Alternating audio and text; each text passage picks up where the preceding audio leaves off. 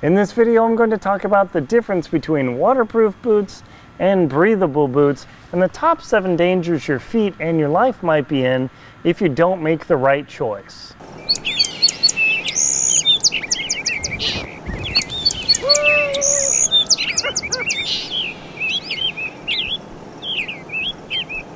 There are 7 different major factors you need to consider when you're choosing between waterproof boots and breathable boots. Because if you don't get these considerations right, you might actually endanger your feet and, if things go horribly wrong, your life. And you don't want that to happen. My name's Linsdau. I'm a polar explorer and professional adventurer. I kind of eat boots for a living. Not really, but you know, that was just pretty fun. So the first consideration you have to think about when you're choosing between these two boots is temperature. What sort of temperatures are you going to experience when you go out on your hike, your backpack, your trek, or your expedition? If it's not going to get too cold, say 40 degrees and up, you could probably choose either boot because that gives you a lot of flexibility between the two. I've used both boots in chilly conditions above freezing and they're pretty fine. I mean, actually, I would generally choose the completely breathable boot in those sort of conditions because my feet tend to get pretty hot because I'm either using a synthetic right sock or a smart wool sock. So this sort of breathability is a huge thing.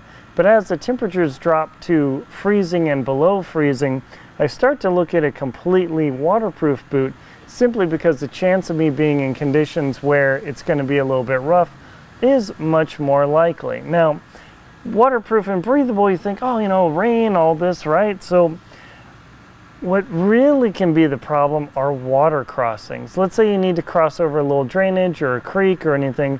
If you have a completely breathable boot and you're inclined to not take the boot off because the rocks are sharp, you don't want to go barefoot, or you didn't bring water crossing shoes, your feet are guaranteed to get wet in breathable boots. That's the whole theory. And that brings on other problems that we'll talk about in a minute. Versus waterproof boots, unless the water is deeper than, say, just the top of your foot level, I can walk across these things no problem. The waterfalls and the creeks going over the Grand Teton and Grand Teton National Park, and some parts of Yellowstone, all sorts of places in the Sierras. I prefer a waterproof boot because it's easy to walk across low splashy stuff versus these guys, even the slightest water, and man, they are soaked. So that is a big consideration. And the next thing that goes along with it is the general weather. Is it breezy like it is now? Is it going to be rainy? Are you going to be out there for a long time? These are major considerations.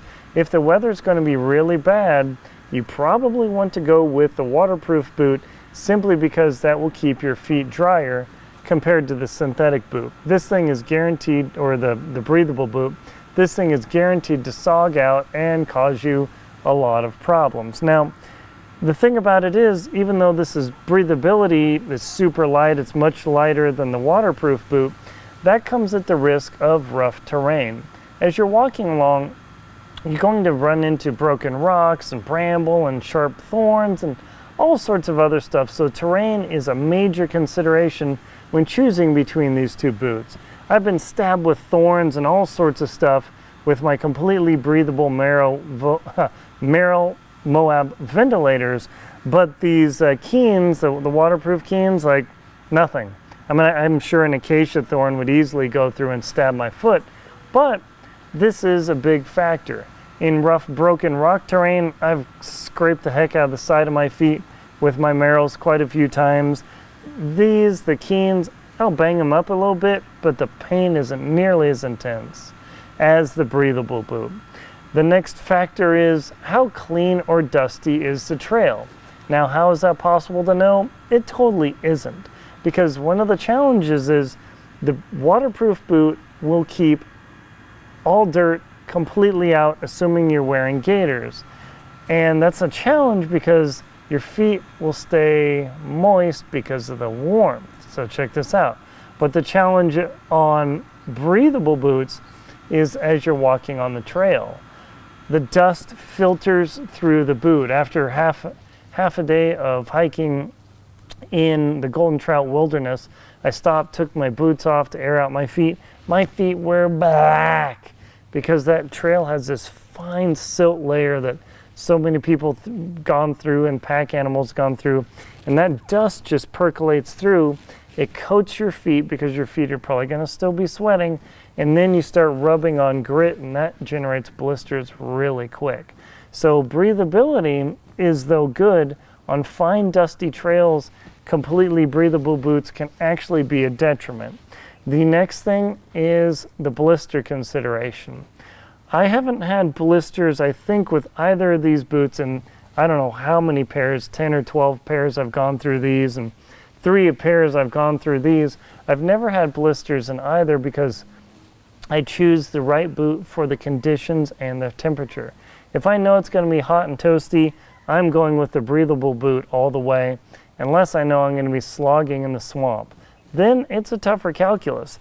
I would prefer the waterproof boot for the swamp slog, light swamp slog, but if it's warm, my feet get steamy in these things, I'm going to have a lot of trouble, because sooner or later, even with a double sock system, with moist feet, it's just from sweat, it's just so easy to develop blister issues. So fit is a big factor, and assuming fit is out, breathability and keeping your feet dry to keep blisters away is a huge consideration.